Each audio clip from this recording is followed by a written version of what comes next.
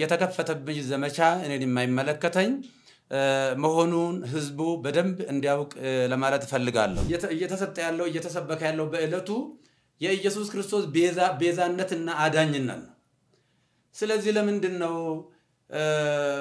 ጥላ ቤዛ ይባላል ሌላ ቤዛ ይባላል የሚልም ሊቃውንቱ ከሰሞኑ ጀምሮ ግሱን እየተነተኑ ሲነግሩን ከርመዋልና ለተነተሉ ልትንታኔ እያበሰገምኩ የተከዙ በዚህ ጉዳይ ላይ እንዴት ያሉ የዋሃንና ንጹሃን ቅዱሳን ምእመናንን ከልብ ይቅርታ ጠይቃለሁ ቤተክርስቲያንም ደግሞ በዚህ ጉዳይ ስሟ በመነሳቷ ታላቋ ቤተክርስቲያን ይቅርታ ልጠይቃት ወዳለሁ በመስቀል ላይ ተሰቅሎ በከፈለው ቤዛነት ስም ፍጡር ሊጠራ አይችልም በሚል የሰጠው ትምህርት ብዙ ምእመናንን አደናግሯል ከአውዱ ውጪ አንዳንድ ሰዎች ቃሉን አጣመው በመተርጎም ጦርነት በመቀስቀስ ህዝቡን በማነሳሳት በተለይም ደግሞ ደጋጎች ምእመናንን በጣም አሳዝኗል ከመቤታችን ከቅድስት ድንግል ማርያም ጋራ አንዳንድ ብዥታዎችና ጥያቄዎች ስለተፈጠሩ እነዚህን ነገሮች ለማጥራት ያህል ነው ሰላም የተወደዳችሁና የተከበራችሁ የመንክር ሚዲያ ተመልካቾች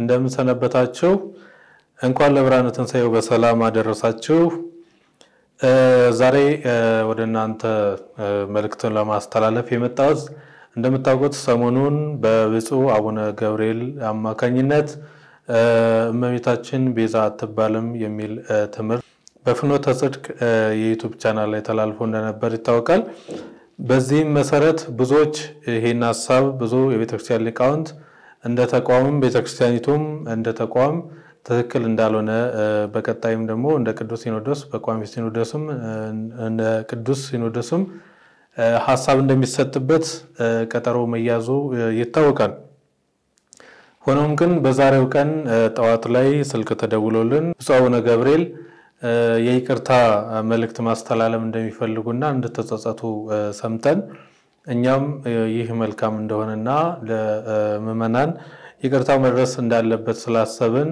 ሌሎች ሚዲያዎችንም ጨምሮ እንደ መንክር ሚዲያ ቦታው ላይ ተገኝተን ነበር ሆኖም የብፁዕ አቡነ ገብርኤልን መልእክት ለማዳመጥ ችለናል ብፁዕ አቡነ ገብርኤል ያስተላለፉትን መልእክት ወይንም ደግሞ እመቤታችን ቅድስት ድንግል ማርያም ቤዛ አትባልም ብለው ያስተላለፉትን የስተት ትምህርት ነው ብለው ይቅርታ ይጠይቃሉ ብለን እየጠበቅን ነበር ነገር ግን እሳቸው አብዛኛው ያስተላለፉት መልእክት ላይ ወይንም በየስተት ተብሎ በተገለጸው ትምህርት ላይ እግዚእነ ኢየሱስ ክርስቶስ ዘኮነ ሰብአ ወመጠወ ርእሶ ለኩሉ ጌታችን ሰው የሆነው ጌታችን አምላካችን መድኃኒታችን ኢየሱስ ክርስቶስ ነፍሱን ለሰው ሁሉ አሳልፎ ሰጠ አንደኛ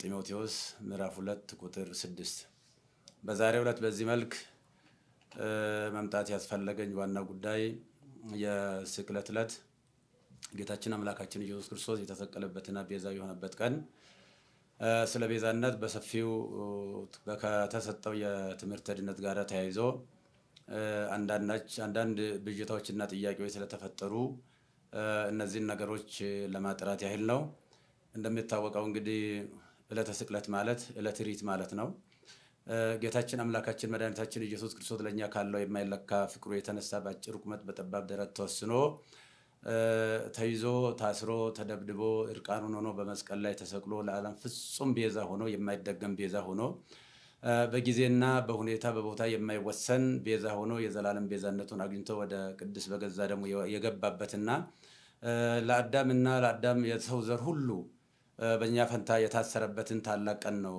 የምናከብረው በየዓመቱ እና የሲተነተን ቤዛነት በአራት እንደሚከፈል ይታወቃል ከዛም በላይ ሊሄድ ይችላል በእርግጠኛ በአራት ብናይ በጣም ጥሩ ነው የገንዘብ ቤዛ አለ የቁስ ቤዛ ማለት ነው የእንስሳ ቤዛ አለ የሰው ቤዛ አለ ዋናውና ትልቁ ግን የጌታችን የአምላካችን የመድኃኒታችን የኢየሱስ ክርስቶስ ቤዛነት ነው እና ይሄ ስለ ነገረ ድነት በሰፊ በሚሰጥበት ሰዓት እነዚህ ምንም ከቁስ ጀምሮ እስከ ሰው ያሉ ሁሉ ቤዛ መሆን ቢችሉ የጌታችን የአምላካችን የመድኃኒታችን ኢየሱስ ክርስቶስን ፍጹም ቤዛ ሊተኩ የማይችሉ ናቸውና በፍጡርና በፍጡራን መካከል ያለውን ቤዛነት ለመለየት በተለይም ጌታችን አምላካችን መድኃኒታችን ኢየሱስ ክርስቶስ ስለ ስርየት ኃጢአት በመስቀል ላይ ተሰቅሎ በከፈለው ቤዛነት ስም ፍጡር ሊጠራ አይችልም በሚል የሰጠው ትምህርት ብዙ ምዕመናንን አደናግሯል። ከአውዱ ውጪ አንዳንድ ሰዎች ቃሉን አጣመው በመተርጎም ጦርነት በመቀስቀስ ህዝቡን በማነሳሳት በተለይም ደግሞ ደጋጎች ምዕመናንን በጣም አሳዝኗል። ከመቤታችን ከቅድስት ድንግል ማርያም ጋራ እንዴት የፍጡር ቤዛ የለም ይባላል? ከገንዘብ ጀምሮ ከቁስ ጀምሮ ብዙ ቤዛዎች አሉ ብለው በመተንተን ነው ብዙ ጊዜ ሲወራ ሲነገር የነበረው። እኔ በሰዓቱ ስለ ቁስ ቤዛ፣ ስለ እንስሳ ቤዛ፣ ስለ ሰው ቤዛ ብዙ መናገር አላስፈለገኝም። ዋናው በመስቀል ላይ ተሰቅሎ ስለሱ ብቻ ነበር በሰፊ መናገር የነበረብኝና ምንም እመቤታችን ቤዛ ዓለም ብትባልም የጌታችን የአምላካችን ኢየሱስ ክርስቶስን ቤዛነት አይተካም የሚል ቃል ብዙዎቹን ግራ አጋብቶ እንደነበር አስታውሳለሁ። እንኳንም እመቤታችን ቅድስት ድንግል ማርያም ይቅርና ድንጋይ ቤዛ ተብሏል፣ ወርቅ ቤዛ ተብሏል፣ ገንዘብ ቤዛ ተብሏል፣ ጫማ ቤዛ ተብሏል፣ ቆብ ቤዛ ተብሏልና ከፈጣሪ በታች ከፍጡራን በላይ የሆነች እግዚአብሔር የመረጣትና ከአንስተ ዓለም ሁሉ አልቆ አክብሮ ይፈጠራል ለእናትነት የመረጣት እመቤታችን ቅድስት ድንግል ማርያምን ከፍጡሩ ጋር እንኳን ልናወዳድራት አንችልም። አቻ የሌላት ወደር የሌላት እና ከሷ ጋር በማጣላት በተለይም የተደረገው ቅስቀሳ በፌስቡክ እና በኦንላይን ላይ እንደሚደረገው ቅስቀሳ አይደለም።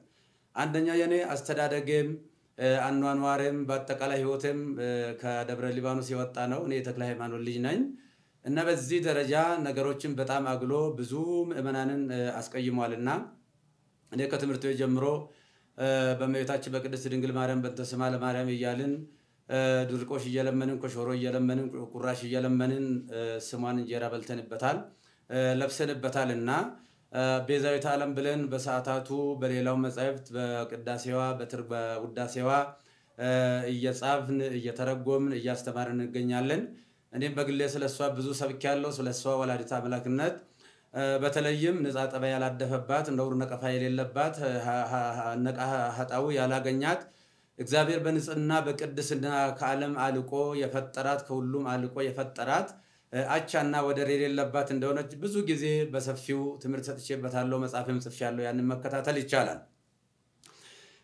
እኛ ብቻ ሳንሆን መልአኩ ቅዱስ ገብርኤልም ቡሩክት አንቲ እምአንስት ወቡሩክ ፍሬ ከርሥኪ አንቺ ከሴቶች ሁሉ የተለየሽ ነሽ ብሎ ያደነቃትና ያመሰገናት ፈጣሪ ለእናትነት የመረጣት እናት ስለሆነች እንኳንስ እሷን ይቅርና ማንንም በክርስትና ለመናቅ አይቻልም።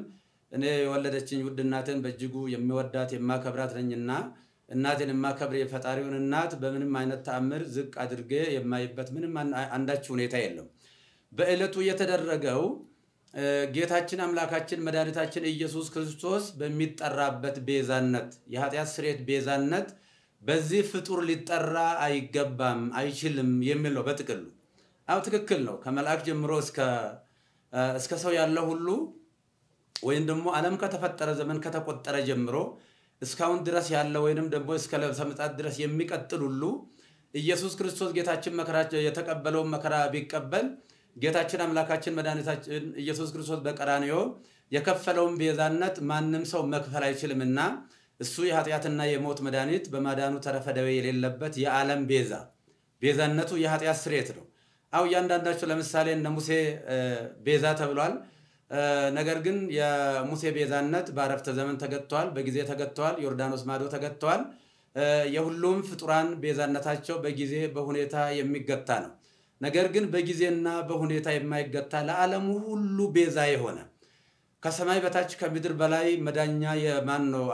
ከሱ ውጪ አዳኝ የሌለ የጌታችን የአምላካችን የመድኃኒታችን የኢየሱስ ክርስቶስን ቤዛነትን በደንብ አጉልቶ ለማሳየትና ለማስተማር ካልሆነ በስተቀር ከመቤታችን ከቅድስት ድንግል ማርያም ክብር ጋራ ምንም የሚያገናኝ አንዳችም ነገር የለም። እሷም ከፈጣሪ ልጅ ከተቀበለው መከራ ጋራ ሊወዳደር አትችልም እና ብዙ ምዕመናን በዚህ ጉዳይ በእጅጉ አዝነዋልና የኢየሱስ ክርስቶስ ቤዛነትና አዳኝነት ለድርድር ለክርክር የማይቀርብ ለምንም ለውይይት የማይቀርብ ዛሬም ትላንትናም ነገም ያው የሆነ እሱ ለዘላለሙ ሲያድን ይኖራል። እንግዲህ ይህ ሲባል ሰዎች ለሚዲያ ፍጆታ አንዳንዶቹ ደግሞ ከሆነ ነገር ጋር የተያያዘ በሚመስል መልኩ የተከፈተብኝ ዘመቻ እኔን የማይመለከተኝ መሆኑን ህዝቡ በደንብ እንዲያውቅ ለማለት ፈልጋለሁ። እንደምታወቀው ይህንን በሰፊው በሚዲያ በማራገብ ምዕመናንን በማሳሳት በማሳዘን በማልቀስ የተለያየ ትርጉም በመስጠት ሲያካሂዱ የነበሩ ወንድሞችና እህቶችን አባት ነኝና አባት እንደመሆኔ መጠን ሳልቀየማቸው ይቅርታ እያደረግኩ እግዚአብሔር ይቅር በላቸው ለማለት እወዳለሁ። በተረፈ ግን በፍጹም የዋህነትና በፍጹም ቅንነት ያዘኑ የተከዙ በዚህ ጉዳይ ላይ እንዴት ያሉ የዋሃንና ንጹሃን ቅዱሳን ምዕመናንን ከልብ ይቅርታ ጠይቃለሁ። ቤተክርስቲያንም ደግሞ በዚህ ጉዳይ ስሟ በመነሳቷ ታላቋ ቤተክርስቲያን ይቅርታ ልጠይቃት እወዳለሁ። ለሁላ በደንብ ግልጽ መሆን የሚያስፈልገው የእመቤታችን ቅድስት ድንግል ማርያም ንጽህና ቅድስና እግዚአብሔር የሰጣትን ክብር ስንሰብክ ነው የኖርነው፣ ወደፊትም የምንሰብከው ነው። ለምሳሌ እመቤታችን ቅድስት ድንግል ማርያም እስራኤል ቀይ ባህርን ሲሻገሩ ውሃ ሳያረጥባቸው ጭቃ ሳይነካቸው በደረቅ መሬት እንዳሻገረ ሁሉ በብሉይ ኪዳን ጥንተ አብሶ ካለባቸው ወላጆቿ እሱ በመለኮታዊ ኪነ ጥበቡ ጠብቆ አስውቦ አሳምሮ የፈጠራት እጅግ ውድ እናት ነች። በአሳ አንበሪ ዮናስ 3 ቀን ውሎ ሲያድር አሳ አንበሪ ሳያደማው ሳይቆስለው እግዚአብሔር በኪነ ጥበቡ በመለኮቱ ጠብቆ ወደ የብስ እንዳመጣ ሁሉ ከርኩሰትና ከኃጢአት ጠብቆ በቀደመው የአዳም ጥንተ ሥጋ ፈጥሮ የሰጠን እናታችን ነች። ወላዲተ አምላክ አምላክ አምላክን የወለደች እግዚአብሔር ለእናትነት የመረጣት። ስለዚህ የእመቤታችን የቅድስት ድንግል ማርያም ቤዛነት የሚጀምረው እንደ ፈጣሪ ባይሆን ለምሳሌ ሙሴን ለፈርዖን አምላክ አድርጌ እሰጥሃለሁ አስነሳለሁ ለፈርዖን ቢለውም ሙሴ የባህሪ አምላክ ሆነ ማለት አይደለም። እንደዚሁም አማልክት ዘበጸጋ የሚባሉ አሉ። የጸጋ አማልክት ናቸው እንጂ የባህሪ አምላክ አይደሉም። እመቤታችን ቅድስት ድንግል ማርያም ቤዛዊተ ዓለም ብንላትም በእናትነቷ ሰማይና ምድር የማይወስነውን ልጅ ወልዳ በመስጠቷ ቤዛዊተ ዓለም እንላታለን እንጂ የጌታችን የአምላካችን የመድኃኒታችን የኢየሱስ ክርስቶስን የቀራንዮ የመስቀል ላይ ቤዛነትን ትተካለች ብለን አይደለም። ስለዚህ እሷ በንጽህና በቅድስና የታተመች እናት ስለሆነች ከታናሽነታችን ጀምሮ ውዳሴዋን በመድገም ቅዳሴዋን በመማር ያደግንባት እቺ ታላቅ ቤተክርስቲያን በአሁኑ ሰዓት ፈተና ሊደርስባት አይገባም ብዬ እላለሁ። በተለይም ይህንን አጀንዳ በስፋት የሚያራግቡ ወንድሞች ጥፋቱ እንኳ ቢኖር ቀረብ ብሎ መጠየቅና መመካከር ችግርም ካለ መፈታት ነው የሚያስፈልገው እንጂ በሚዲያ በእንደዚህ አይነት ጦርነት መቀስቀሱ በእውነቱ ትዝብት ላይ የሚጥለን ይሆናልና ለወደፊትም እመቤታችን ቤዛ ስንል እንግዲህ ቤዛዊተ ኩሉ ዓለም ብሎ ታላቁ አባ ጊዮርጊስ ዘጋስጫ በሰፊው ዘምሮላታል። ያሬድን በሰፊው ዘምሮላታል።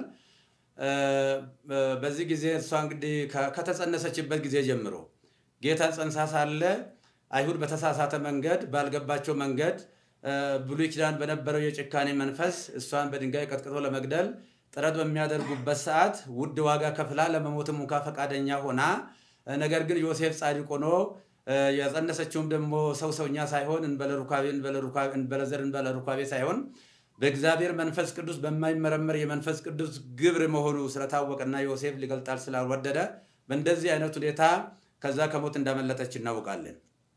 ልጇን በምትወልድበትም ሰዓት በቤተልሔም ሰዎች በናቁትና ባቃለሉት ለአፍታም በማይቆዩበት በከብቶች ግርግም የገዛ ልጇን ወልዳ ስትሰጠን ለእመቤታችን ያለን ፍቅርና አክብሮት ወደር የለውም። ነፍሳችን ትመሰክራለች። ይህ ብቻ ሳይሆን እመቤታችን ለልጇም ቤዛ ነች። ለልጇ ለሕፃኑ ለኢየሱስ ክርስቶስ ገና የ2 ዓመት ሕፃን በነበረ ጊዜ ሄሮድስ ልጆችን በሚያስገድልበት ጊዜ ልጇንም እንዳይገልባት የሞት ሰለባ እንዳያደርግባት ከእስራኤል ጀምሮ እሳት የሆነውን የሳራ በረሃን የቀን ሐሩር የሌሊትን ቁር ችላ ታግሳ ረጅም ወራት ተጉዛ ወደማታውቀው ወደ ግብጽ ተሰዳ ብዙ ዋጋ ከፍላ መከራ አይታ ልጇንም ከሞት ያዳነች እንደገና ደግሞ እስከ ቀራንዮ ከልጇ ያልተለየች እመቤታችን እናታችን ቅድስት ድንግል ማርያም ነችና እሷን እንኳንስ አይደለም ለማቃለል ለማመስገንም ብቃትም አቅምም ሞራልም ያለው ሰው የለም። እና ይህንን ጉዳይ ቅድም እንደተናገርኩት ሰዎች ለሚዲያ ሽፋን ችሎታን ለሚዲያ ፍጆታ ለማዋል መጽሐፉን ከአውዱ ውጪ በመተርጎም እየተሰጠ ያለው እየተሰበከ ያለው በእለቱ የኢየሱስ ክርስቶስ ቤዛነትና አዳኝነት ነው። ስለዚህ ለምንድነው ጥላ ቤዛ ይባላል ሌላ ቤዛ ይባላል የሚልም ሊቃውንቱ ከሰሞኑ ጀምሮ ግሱን እየተነተኑ ሲነግሩን ከርመዋልና ለተነተኑ ልትንታኔ እያበሰገንኩ በሰዓቱ ስለ ጫማ ቤዛነት ስለ ባርኔጣ ቤዛነትና ስለ ልብስ ቤዛነት ስለ ገንዘብ ቤዛነት ስለ ቁስ ቤዛነት ስለ ብሉይ ኪዳን እንስሳ ቤዛነትም ብዙ መተንተን አላስፈለገኝም። ምክንያቱም ታላቁና ሕያው ቅዱስ አምላካችን ኢየሱስ ክርስቶስ በመስቀል ላይ ተሰቅሎ ስለሆነ የግድ እሱ መሰበክ ስላለበት እሱ መነገር ስላለበት ከዚህ የተነሳ ነው እንጂ እኔም እመቤታችንን ለማቃለል ለመናቅም አይደለም። እኔ በዚህ ደረጃ እኔም መፈረጃቸው በጣም አዝኛለሁ። ምእመናንም ደግሞ በዚህ ደረጃ እውነት መስሏቸው በተሳሳተ መንገድ ይሄንን ማሰባቸው እንደ ትክክል አድርገው መውሰዳቸው ትክክል አይደለምና ስለዚህ እመቤታችን ቅድስት ድንግል ማርያም ነች የጌታችን የአምላካችን ኢየሱስ ክርስቶስን የማዳን ትምህርቱን ነገረ ድነቱን የዘላለም ቤዛነቱን አዳኝነቱን በማዳኑ ተረፈደው የሌለበት መሆኑ መርገመ ሥጋ መርገመ ነፍስን ያስወገደ የሞትን ክንዱ ብርት ሰብሮ ወደ ቀደመ ሀገራችን ወደ ቀደመ ቤታችን መመለሱን ወደፊትም በሰፊው የምናስተምረው ይሆናል። የቤተክርስቲያናችንም ትምህርት ነው። እመቤታችን በነገረ ድነት ውስጥ ስጋዌ ስናስብ መነሻዋ እሷ ነች። እሷ ዋና መነሻ ነችና በነገረ ስጋዌ ውስጥ በነገረ ድነት ውስጥ አምላክ የሰጣትን ቦታ ከስጋዋ ስጋ ከነፍሷ ነፍስ ነስቶ ነው የተሰቀለው። ስለዚህ እንደ ቤተክርስቲያን እንደ ግሌ እኔ ለእመቤታችን ያለኝ ፍቅር እጅግ የተለየ ነው። እኔ ስሟን ጠርቼ በእንተ ስማ ለማርያም ብዬ ለምኜ ተምሬበታለሁ። ስሟን አሁንም የምንጸልየው ሌላ ጸሎት የለም። የሁለቱ ውዳሴ ማርያም እሱን ነው የምንነግረው። አንቀጸ ብርሃን ነው የምንጸልየው። ውዳሴ ማርያም ሲባል ግን ተራ ድርሰት ሊመስላቸው ይችላል ለአንዳንድ ሰዎች። በውዳሴ ማርያም ብሉይና አዲስ ኪዳን የታጨቀበት ምርጥ መጽሐፍ ነው። ይልቁንም ብሉይ ኪዳን አዲስ ኪዳን መጽሐፈ ሊቃውንት እነዚህ ተጨምቀው ነገረ ድነት የጌታችን የአምላካችን ኢየሱስ ክርስቶስ የማዳን ስራው ቤዛነቱ አዳጅነቱ በሰፊው የታጨቀበት የሚተነተንበት የምንጸልየው እሱ ነው እና ቅድም እንደተናገርኩት የውሃ ምእመናን ልጆቼ አንድ ሁኑ። እኛ በዚህ ሰዓት አንድ ነው መሆን ያለብን። በጠላትነት በዚህ መነሳሳት የለብንም። ጥፋትም ካለ ቤተክርስቲያን መዋቅር አላት። ይሄ በየአውደ ምሕረቱ ያለው ከስድብ እንደዚህ ያለ ነገር ጥሩ አይደለምና ይሄንኑ አደራ ለማለት ነው። እግዚአብሔር ሀገራችንን ይባርክልን ይቀድስልን። እግዚአብሔር ይባርካችሁ ይቀድሳችሁ። ብዙ የቤተክርስቲያን ሊቃውንት እንደተቿቸውና ያ ትክክል እንዳልሆነ ለምን ተተቸው ለምን በግል አልተጠየቁም በግል ቢጠይቁኝ ወይንም በግል ቢመክሩኝ ብንመካከር ይሻል ነበር በየሚዲያው እየወጡ ከሚተቹኝ አይነት ነገር መግለጫ ነው የሰጡት። እንግዲህ እንደምታውቁት እንዲህ ያለውን መግለጫ እኛ እንደ መንክር ሚዲያ ማስተላለፍ አንፈልግም። ነገር ግን ተብሎ እየተነገረን ይቅርታ ሊጠይቁ እንደሆነ ነበር። ያንን በማስመልከት ቦታው ላይ ተገኝተናል። ቦታው ላይ ከተገኘን በኋላ ቀጥታ መግለጫውን እንደወረደ ማስተላለፍ አልፈለግንም። ምክንያቱም ብፁዕ አቡነ ገብርኤል ያስተላለፉት መልእክት የይቅርታ መልእክት ሳይሆን የተቿቸውን አካላት ለምን ተቹኝ የሚል አይነት መልስ የሚመስል ስለነበረ ያንንም ደግሞ በሚገባ እኛ ማብራሪያ ሰጥተን ለናንተ ማድረስ ግዴታ ስለሆነ ነው በዚህ መልኩ መጣሁት። ስለዚህ ብፁዕ አቡነ ገብርኤል ለናነሳላቸው የፈለግናቸውንም ጥያቄዎች ሊቀበሉን አልፈለጉም። የራሳቸውን ሐሳብ ገለጹ። በኋላ ጥያቄ ለባልን ሰዓት ጥያቄ መቀበል እንደማይፈልጉ ገልጸውልን ከካሜራ ፊት ወጥተውብናል። ስለዚህ አሁንም ብፁዕ አቡነ ገብርኤል ልንጠይቃቸው የሚገባው ጥያቄዎች አንደኛ እመቤታችን ቅድስት ድንግል ማርያም ቤዛ አትባሉም ያሉትን እንደወረደ የተናገሩት ቃል ትክክል ስላልሆነ ለዛ ይቅርታ ቃል በቃል ይቅርታ ትክክል ነው እመቤታችን ቤዛ ትባል ነበር እኔ ግን አትባልም በማለቴ ተሳስቻለሁ ይቅርታ የሚል ቃል ነው ከሳቸው የምንጠብቀው።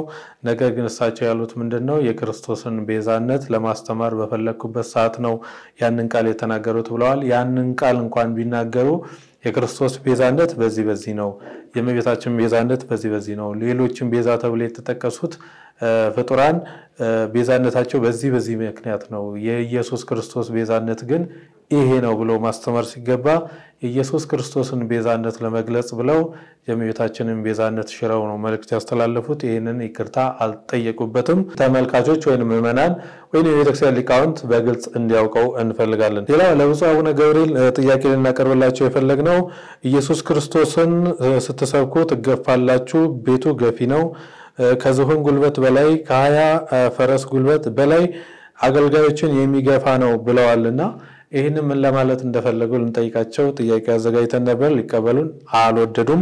በሁለተኛ ጥያቄ ክርስቶስን ማዕከል ያደረጉ ዝማሬዎች መዘመር ለቤተክርስቲያን ትንሣኤ ነው ብለዋል። ቤተክርስቲያን ክርስቶስን መስበክ አዲስ የምስራች ወይም አሁን የጀመረችው ነው ወይ ብለን ልንጠይቃቸው ጥያቄ አዘጋጅተን ነበር። ይሄንንም ለማዳመጥ አልፈለጉም። ሶስተኛ ጥያቄ ቤተክርስቲያን ከእግር እየሞተች ነው ሲሉ ምን ማለት ፈልገው ነው ብለን ልንጠይቃቸው ፈልገን ነበር። ይሄንንም ሊያዳምጡን አልፈለጉም። በአጠቃላይ ጥያቄ አይቀበሉም። አራተኛ ጥያቄ ዛሬም ኦሪት ላይ ተቸክለው የቀሩ በጽድቄ በገድሌ በትሩፋቴ እድናለሁ ብለው እንደ ኩራት የሚናገሩ አሉ ሲሉ በገዳም ለሀገር ሰላም ለሰማይ ድነት የሚጸልዩ አባቶችን ተሳስተዋል እያሉ ነው ወይ ብለን እንጠይቃቸው ነበር። ያንን እድል አላገኘንም። እዛው ላይ ደግሞ እሳቸው በኢየሱስ ክርስቶስ አዳኝነት የመጨረሻ ድነት ነው እንጂ በሰው በስራው አይድንም የሚል ትምህርትን ያስተላለፉት።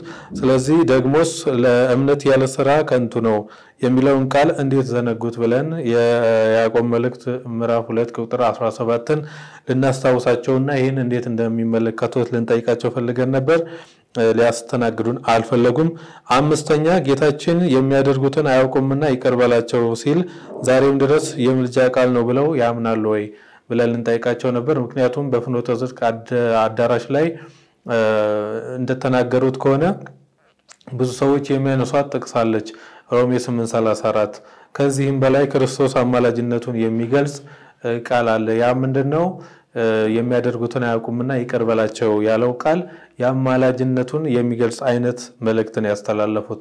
ነገር ግን ይሄ ክርስቶስ ኢየሱስ ክርስቶስን አይሁዳን በሰቀሉትና ግፍ ባደረሱበት ሰዓት ለአባቱ ለአብ የሚያደርጉትን አያውቁምና ይቅር በላቸው ብለው የተናገረውን በመስቀል ላይ የተናገረውን ቃል ዛሬም ድረስ በአማላጅነት እንደሚሰራ አድርገው ነው በዛ ትምህርት ላይ ያቀረቡትና ይሄን እንዴት ለአማላጅነቱ ወይንም ደግሞ አማላጅ ነው ብሎ ለማስተማር ይረዳ ዘንድ ጥቅሱ እንዴት በዚህ መልኩ ሊገባ ቻለ ብለን ልንጠይቃቸው ፈልገን ነበር። እድሉን አላገኘንም። ሌላው እንደዚህ ያሉ የስተት ትምህርቶች የሚተላለፍባቸው በተለይም ደግሞ ፕሮቴስታንታዊ ድምጽ የሚመስሉ ወይንም አስተምሮ የሚመስሉ መልእክቶች በብዛት የሚተላለፈው በፍኖተ ጽድቅ ሚዲያ ላይ ነውና የፍኖተ ጽድቅን ሚዲያ እንደዚህ አይነት ስተት የሆኑ ትምህርቶችን ለምዕመናን ሲያደርስ አንዳንዴም ትምህርቶች በመምህራን ዳጸ ልሳን በሚባለው በስተት ድንገት የሆነ ነገር ቢያመልጣቸው ለቤተክርስቲያንና ለምዕመናን አይጠቅም ተብሎ የሚቆረጡ ብዙዎች አሉ። እኛም እንደ መንክር ሚዲያ ያን ስለምናደርግ ነገር ግን ያንን እንደወረደ የሚለቀው በምን ታስቦ ነው? በሱ በፍኖተ ጽድቅ ዙሪያ ምን መልእክት አሉት? ይሄ ሐሳብስ ለቤተክርስቲያን ይጠቅማሉ ብለን ልንጠይቃቸው ፈልገን ነበር።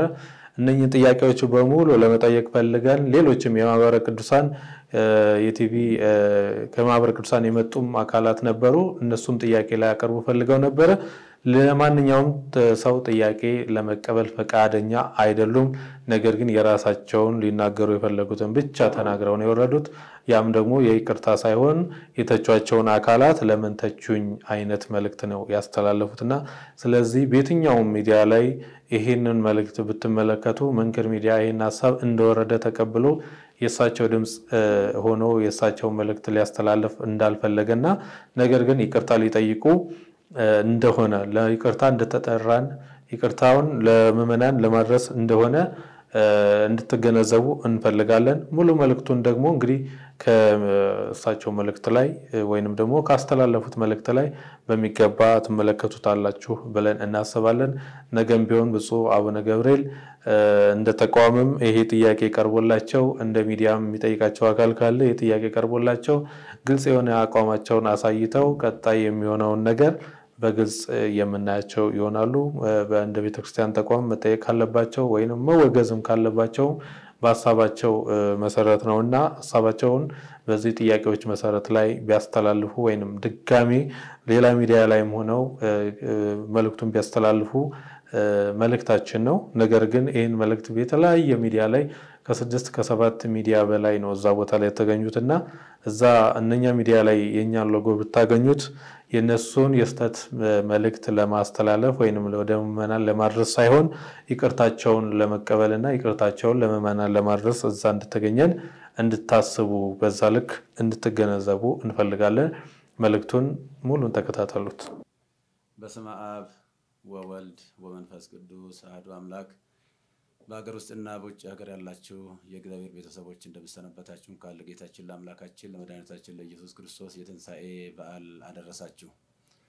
እግዚእነ ኢየሱስ ክርስቶስ ዘኮነ ሰብአ ወመጠወ ርእሶ ለኩሉ ጌታችን ሰው የሆነው ጌታችን አምላካችን መድኃኒታችን ኢየሱስ ክርስቶስ ነፍሱን ለሰው ሁሉ አሳልፎ ሰጠ። አንደኛ ጢሞቴዎስ ምዕራፍ 2 ቁጥር 6። በዛሬው ዕለት በዚህ መልክ መምጣት ያስፈልገኝ ዋና ጉዳይ የስቅለት ዕለት ጌታችን አምላካችን ኢየሱስ ክርስቶስ የተሰቀለበትና ቤዛ የሆነበት ቀን ስለ ቤዛነት በሰፊው ከተሰጠው የትምህርት ድነት ጋር ተያይዞ አንዳንድ ብዥታዎችና ጥያቄዎች ስለተፈጠሩ እነዚህን ነገሮች ለማጥራት ያህል ነው። እንደሚታወቀው እንግዲህ ዕለተ ስቅለት ማለት ዕለተ ሪት ማለት ነው። ጌታችን አምላካችን መድኃኒታችን ኢየሱስ ክርስቶስ ለኛ ካለው የማይለካ ፍቅሩ የተነሳ በአጭር ቁመት በጠባብ ደረት ተወስኖ ተይዞ ታስሮ ተደብድቦ እርቃኑን ሆኖ በመስቀል ላይ ተሰቅሎ ለዓለም ፍጹም ቤዛ ሆኖ የማይደገም ቤዛ ሆኖ በጊዜና በሁኔታ በቦታ የማይወሰን ቤዛ ሆኖ የዘላለም ቤዛነቱን አግኝቶ ወደ ቅድስ በገዛ ደሙ የገባበትና ለአዳም የሰው ዘር ሁሉ በእኛ ፈንታ የታሰረበትን ታላቅ ቀን ነው የምናከብረው በየዓመቱ። እና ሲተነተን ቤዛነት በአራት እንደሚከፈል ይታወቃል። ከዛም በላይ ሊሄድ ይችላል። በእርግጠኛ በአራት ብናይ በጣም ጥሩ ነው። የገንዘብ ቤዛ አለ፣ የቁስ ቤዛ ማለት ነው። የእንስሳ ቤዛ አለ፣ የሰው ቤዛ አለ። ዋናውና ትልቁ ግን የጌታችን የአምላካችን የመድኃኒታችን የኢየሱስ ክርስቶስ ቤዛነት ነው። እና ይሄ ስለ ነገረ ድነት በሰፊ በሚሰጥበት ሰዓት እነዚህ ምንም ከቁስ ጀምሮ እስከ ሰው ያሉ ሁሉ ቤዛ መሆን ቢችሉ የጌታችን የአምላካችን የመድኃኒታችን ኢየሱስ ክርስቶስን ፍጹም ቤዛ ሊተኩ የማይችሉ ናቸውና በፍጡርና በፍጡራን መካከል ያለውን ቤዛነት ለመለየት በተለይም ጌታችን አምላካችን መድኃኒታችን ኢየሱስ ክርስቶስ ስለ ስርየት ኃጢአት በመስቀል ላይ ተሰቅሎ በከፈለው ቤዛነት ስም ፍጡር ሊጠራ አይችልም በሚል የሰጠው ትምህርት ብዙ ምዕመናንን አደናግሯል። ከአውዱ ውጪ አንዳንድ ሰዎች ቃሉን አጣመው በመተርጎም ጦርነት በመቀስቀስ ህዝቡን በማነሳሳት በተለይም ደግሞ ደጋጎች ምዕመናንን በጣም አሳዝኗል። ከመቤታችን ከቅድስት ድንግል ማርያም ጋራ እንዴት የፍጡር ቤዛ የለም ይባላል? ከገንዘብ ጀምሮ ከቁስ ጀምሮ ብዙ ቤዛዎች አሉ ብለው በመተንተን ነው ብዙ ጊዜ ሲወራ ሲነገር የነበረው። እኔ በሰዓቱ ስለ ቁስ ቤዛ፣ ስለ እንስሳ ቤዛ፣ ስለ ሰው ቤዛ ብዙ መናገር አላስፈለገኝም። ዋናው በመስቀል ላይ ተሰቅሎ ስለሱ ብቻ ነበር በሰፊ መናገር የነበረብኝና ምንም ቤታችን ቤዛ ዓለም ብትባልም የጌታችን የአምላካችን ኢየሱስ ክርስቶስን ቤዛነት አይተካም የሚል ቃል ብዙዎቹን ግራ አጋብቶ እንደነበር አስታውሳለሁ። እንኳንም ቤታችን ቅድስት ድንግል ማርያም ይቅርና ድንጋይ ቤዛ ተብሏል፣ ወርቅ ቤዛ ተብሏል፣ ገንዘብ ቤዛ ተብሏል፣ ጫማ ቤዛ ተብሏል፣ ቆብ ቤዛ ተብሏልና ከፈጣሪ በታች ከፍጡራን በላይ የሆነች እግዚአብሔር የመረጣትና ከአንስተ ዓለም ሁሉ አልቆ አክብሮ ይፈጠራል ለእናትነት የመረጣት እመቤታችን ቅድስት ድንግል ማርያምን ከፍጡሩ ጋር እንኳን ልናወዳድራት አንችልም። አቻ የሌላት ወደር የሌላት እና ከሷ ጋር በማጣላት በተለይም የተደረገው ቅስቀሳ በፌስቡክ እና በኦንላይን ላይ እንደሚደረገው ቅስቀሳ አይደለም። አንደኛ የኔ አስተዳደግም አኗኗርም በአጠቃላይ ህይወትም ከደብረ ሊባኖስ የወጣ ነው። እኔ የተክለ ሃይማኖት ልጅ ነኝ እና በዚህ ደረጃ ነገሮችን በጣም አግሎ ብዙ ምዕመናንን አስቀይሟልና እኔ ከትምህርት ቤት ጀምሮ በእመቤታችን በቅድስት ድንግል ማርያም በእንተ ስማ ለማርያም እያልን ድርቆሽ እየለመንን ኮሾሮ እየለመንን ቁራሽ እየለመንን ስሟን እንጀራ በልተንበታል ለብሰንበታልና ቤዛዊተ ዓለም ብለን በሰዓታቱ በሌላው መጻሕፍት በቅዳሴዋ በውዳሴዋ እየጻፍን እየተረጎምን እያስተማርን እንገኛለን።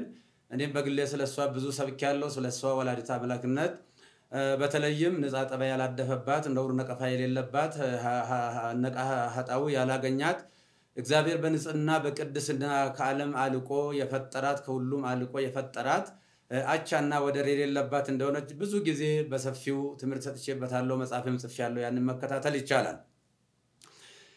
እኛ ብቻ ሳንሆን መልአኩ ቅዱስ ገብርኤልም ቡሩክት አንቲ እማንስ ወቡሩክ ፍሬ ከርስኪ አንቺ ከሴቶች ሁሉ የተለየሽ ነሽ ብሎ ያደነቃትና ያመሰገናት ፈጣሪ ለእናትነት የመረጣት እናት ስለሆነች እንኳንስ እሷን ይቅርና ማንንም በክርስትና ለመናቅ አይቻልም። እኔ የወለደችኝ ውድ እናቴን በእጅጉ የሚወዳት የማከብራት ነኝና እናቴን የማከብር የፈጣሪውን እናት በምንም አይነት ተአምር ዝቅ አድርጌ የማይበት ምንም አንዳች ሁኔታ የለም። በእለቱ የተደረገው ጌታችን አምላካችን መድኃኒታችን ኢየሱስ ክርስቶስ በሚጠራበት ቤዛነት የኃጢአት ስርየት ቤዛነት በዚህ ፍጡር ሊጠራ አይገባም አይችልም የሚል ነው በጥቅሉ። አው ትክክል ነው። ከመልአክ ጀምሮ እስከ ሰው ያለው ሁሉ ወይም ደግሞ ዓለም ከተፈጠረ ዘመን ከተቆጠረ ጀምሮ እስካሁን ድረስ ያለው ወይንም ደግሞ እስከ ለብሰ ምጽአት ድረስ የሚቀጥል ሁሉ ኢየሱስ ክርስቶስ ጌታችን መከራ የተቀበለው መከራ ቢቀበል ጌታችን አምላካችን መድኃኒታችን ኢየሱስ ክርስቶስ በቀራንዮ የከፈለውን ቤዛነት ማንም ሰው መክፈል አይችልምና እሱ የኃጢአትና የሞት መድኃኒት በማዳኑ ተረፈ ደዌ የሌለበት የዓለም ቤዛነቱ የኃጢአት ስርየት ነው። አው ያንዳንዳቸው ለምሳሌ እነ ሙሴ ቤዛ ተብሏል። ነገር ግን የሙሴ ቤዛነት በአረፍተ ዘመን ተገጥቷል፣ በጊዜ ተገጥቷል፣ ዮርዳኖስ ማዶ ተገጥቷል። የሁሉም ፍጡራን ቤዛነታቸው በጊዜ በሁኔታ የሚገታ ነው። ነገር ግን በጊዜና በሁኔታ የማይገታ ለዓለሙ ሁሉ ቤዛ የሆነ ከሰማይ በታች ከምድር በላይ መዳኛ የማን ነው? ከሱ ውጪ አዳኝ የሌለ የጌታችን የአምላካችን የመድኃኒታችን የኢየሱስ ክርስቶስን ቤዛነትን በደንብ አጉልቶ ለማሳየትና ለማስተማር ካልሆነ በስተቀር ከመቤታችን ከቅድስት ድንግል ማርያም ክብር ጋራ ምንም የሚያገናኝ አንዳችም ነገር የለም። እሷም ከፈጣሪ ልጅ ከተቀበለው መከራ ጋራ ሊወዳደር አትችልም እና ብዙ ምእመናን በዚህ ጉዳይ በእጅጉ አዝነዋልና የኢየሱስ ክርስቶስ ቤዛነትና አዳኝነት ለድርድር ለክርክር የማይቀርብ ለምንም ለውይይት የማይቀርብ ዛሬም ትላንትናም ነገም ያው የሆነ እሱ ለዘላለሙ ሲያድን ይኖራል። እንግዲህ ይህ ሲባል ሰዎች ለሚዲያ ፍጆታ አንዳንዶቹ ደግሞ ከሆነ ነገር ጋራ የተያያዘ በሚመስል መልኩ የተከፈተብኝ ዘመቻ እኔን የማይመለከተኝ መሆኑን ህዝቡ በደንብ እንዲያውቅ ለማለት ፈልጋለሁ። እንደምታወቀው ይህንን በሰፊው በሚዲያ በማራገብ ምዕመናንን በማሳሳት በማሳዘን በማልቀስ የተለያየ ትርጉም በመስጠት ሲያካሂዱ የነበሩ ወንድሞችና እህቶችን አባት ነኝና አባት እንደመሆኔ መጠን ሳልቀየማቸው ይቅርታ ያደረግኩ እግዚአብሔር ይቅር በላቸው ለማለት እወዳለሁ። በተረፈ ግን በፍጹም የዋህነትና በፍጹም ቅንነት ያዘኑ የተከዙ በዚህ ጉዳይ ላይ እንዴት ያሉ የዋሃንና ንጹሃን ቅዱሳን ምእመናንን ከልብ ይቅርታ ጠይቃለሁ። ቤተክርስቲያንም ደግሞ በዚህ ጉዳይ ስሟ በመነሳቷ ታላቋ ቤተክርስቲያን ይቅርታ ልጠይቃት እወዳለሁ። ለሁላ በደንብ ግልጽ መሆን የሚያስፈልገው የእመቤታችን ቅድስት ድንግል ማርያም ንጽህና ቅድስና እግዚአብሔር የሰጣትን ክብር ስንሰብክ ነው የኖርነው፣ ወደፊትም የምንሰብከው ነው።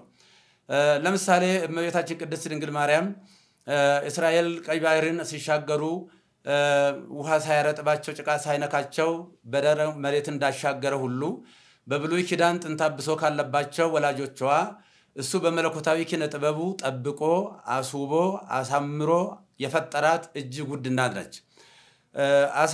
በአሳ አንበሪ ዮናስ 3 ቀን ውሎ ሲያድር አሳ አንበሪ ሳያደማው ሳይቆስለው እግዚአብሔር በኪነ ጥበቡ በመለኮቱ ጠብቆ ወደ የብስ እንዳመጣ ሁሉ ከርኩሰትና ከኃጢአት ጠብቆ በቀደመው የአዳም ጥንተ ስጋ ፈጥሮ የሰጠን እናታችን ነች። ወላዲተ አምላክ አምላክ አምላክን የወለደች እግዚአብሔር ለእናትነት የመረጣት።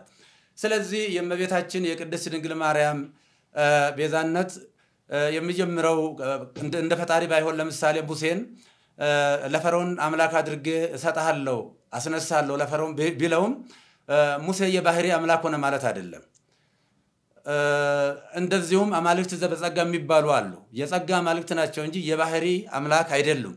እመቤታችን ቅድስት ድንግል ማርያም ቤዛዊተ ዓለም ብንላትም በእናትነቷ ሰማይና ምድር የማይወስነው ልጅ ወልዳ በመስጠቷ ቤዛዊተ ዓለም እንላታለን እንጂ የጌታችን የአምላካችን የመድኃኒታችን የኢየሱስ ክርስቶስን የቀራንዮ የመስቀል ላይ ቤዛነትን ትተካለች ብለን አይደለም። ስለዚህ እሷ በንጽህና በቅድስና የታተመችና ስለሆነች ከታናሽነታችን ጀምሮ ውዳሴዋን በመድገም ቅዳሴዋን በመማር ያደግንባት እቺ ታላቅ ቤተክርስቲያን በአሁኑ ሰዓት ፈተና ሊደርስባት አይገባም ብዬ እላለሁ።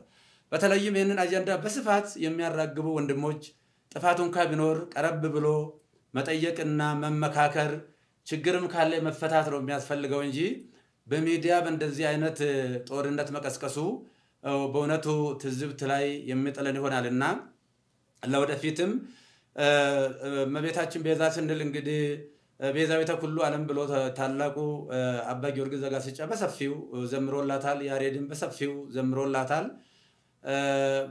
በዚህ ጊዜ እሷ እንግዲህ ከተጸነሰችበት ጊዜ ጀምሮ ጌታ ጸንሳ ሳለ አይሁድ በተሳሳተ መንገድ ባልገባቸው መንገድ ብሉይ ኪዳን በነበረው የጭካኔ መንፈስ እሷን በድንጋይ ቀጥቅጦ ለመግደል ጥረት በሚያደርጉበት ሰዓት ውድ ዋጋ ከፍላ ለመሞትም እንኳ ፈቃደኛ ሆና ነገር ግን ዮሴፍ ጻድቅ ሆኖ የጸነሰችውም ደግሞ ሰውኛ ሳይሆን እንበለሩካቤ ሳይሆን በእግዚአብሔር መንፈስ ቅዱስ በማይመረመር የመንፈስ ቅዱስ ግብር መሆኑ ስለታወቀና ዮሴፍ ሊገልጣል ስላልወደደ በእንደዚህ አይነት ሁኔታ ከዛ ከሞት እንዳመለጠች እናውቃለን። ልጇን በምትወልድበትም ሰዓት በቤተልሔም ሰዎች በናቁትና ባቃለሉት ለአፍታም በማይቆዩበት በከብቶች ግርግም የገዛ ልጇን ወልዳ ስትሰጠን ለእመቤታችን ያለን ፍቅርና አክብሮት ወደር የለውም። ነፍሳችን ትመሰክራለች። ይህ ብቻ ሳይሆን እመቤታችን ለልጇም ቤዛ ነች። ለልጇ ለሕፃኑ ለኢየሱስ ክርስቶስ ገና የ2 ዓመት ሕፃን በነበረ ጊዜ ሄሮድስ ልጆችን በሚያስገድልበት ጊዜ ልጇንም እንዳይገልባት የሞት ሰለባ እንዳያደርግባት ከእስራኤል ጀምሮ እሳት የሆነውን የሳራ በረሃን የቀን ሐሩር የሌሊትን ቁር ችላ ታግሳ ረጅም ወራት ተጉዛ ወደማታውቀው ወደ ግብጽ ተሰዳ ብዙ ዋጋ ከፍላ መከራይታ ልጇንም ከሞት ያዳነች እንደገና ደግሞ እስከ ቀራንዮ ከልጇ ያልተለየች እመቤታችን እናታችን ቅድስት ድንግል ማርያም ነችና እሷን እንኳንስ አይደለም ለማቃለል ለማመስገንም ብቃትም አቅምም ሞራልም ያለው ሰው የለም። እና ይህንን ጉዳይ ቅድም እንደተናገርኩት ሰዎች ለሚዲያ ሽፋን ችሎታን ለሚዲያ ፍጆታ ለማዋል መጽሐፉን ከአውዱ ውጪ በመተርጎም እየተሰጠ ያለው እየተሰበከ ያለው በእለቱ የኢየሱስ ክርስቶስ ቤዛነትና አዳኝነት ነው። ስለዚህ ለምንድን ነው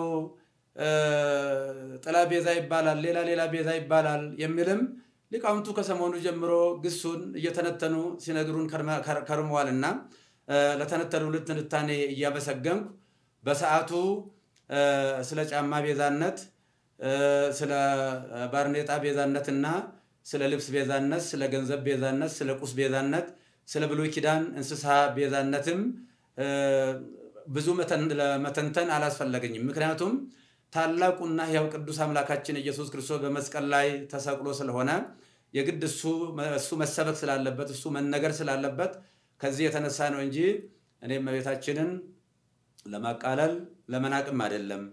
እኔ በዚህ ደረጃ እኔም መፈረጃቸው በጣም አዝኛለሁ። ምእመናንም ደግሞ በዚህ ደረጃ እውነት መስሏቸው በተሳሳተ መንገድ ይህንን ማሰባቸው እንደ ትክክል አድርገው መውሰዳቸው ትክክል አይደለምና ስለዚህ እመቤታችን ቅድስት ድንግል ማርያም ነች የጌታችን የአምላካችን ኢየሱስ ክርስቶስን የማዳን ትምህርቱን ነገረ ድነቱን የዘላለም ቤዛነቱን አዳኝነቱን በማዳኑ ተረፈደ የሌለበት መሆኑ መርገመ ሥጋ መርገመ ነፍስን ያስወገደ የሞትን ክንዱ ብርት ሰብሮ ወደ ቀደመ ሀገራችን ወደ ቀደመ ቤታችን መመለሱን ወደፊትም በሰፊው የምናስተምረው ይሆናል። የቤተክርስቲያናችንም ትምህርት ነው። እመቤታችን በነገረ ድነት ውስጥ ስጋዌ ስናስብ መነሻዋ እሷ ነች።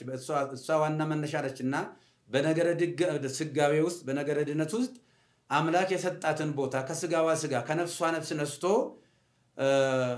ነው የተሰቀለው።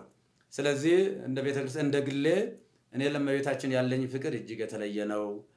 እኔ ስሟን ጠርቼ በእንተ ስማ ለማርያም ብዬ ለምኜ ተምሬበታለሁ ስሟን። አሁንም የምንጸልየው ሌላ ጸሎት የለም። የሁለቱ ውዳሴ ማርያም እሱን ነው እኮ የምንነግረው። አንቀጸ ብርሃን ነው የምንጸልየው። ውዳሴ ማርያም ሲባል ግን ተራ ድርሰት ሊመስላቸው ይችላል ለአንዳንድ ሰዎች። በውዳሴ ማርያም ብሉይና አዲስ ኪዳን የታጨቀበት ምርጥ መጽሐፍ ነው። ይልቁንም ብሉይ ኪዳን፣ አዲስ ኪዳን፣ መጽሐፈ ሊቃውንት እነዚህ ተጨምቀው ነገረ ድነት የጌታችን የአምላካችን ኢየሱስ ክርስቶስ የማዳን ስራው ቤዛነቱ፣ አዳጅነቱ በሰፊው የታጨቀበት የሚተነተንበት የምንጸልየው እሱ ነው እና ቅድም እንደተናገርኩት የውሃ ምእመናን ልጆቼ አንድ ሁኑ። እኛ በዚህ ሰዓት አንድ ነው መሆን ያለብን። በጠላትነት በዚህ መነሳሳት የለብንም። ጥፋትም ካለ ቤተክርስቲያን መዋቅር አላት። ይሄ በየአውደ ምሕረቱ ያለው ከስድብ እንደዚህ ያለ ነገር ጥሩ አይደለምና ይህንኑ አደራ ለማለት ነው። እግዚአብሔር ሀገራችንን ይባርክልን፣ ይቀድስልን። እግዚአብሔር ባርካችሁ ይቀድሳችሁ።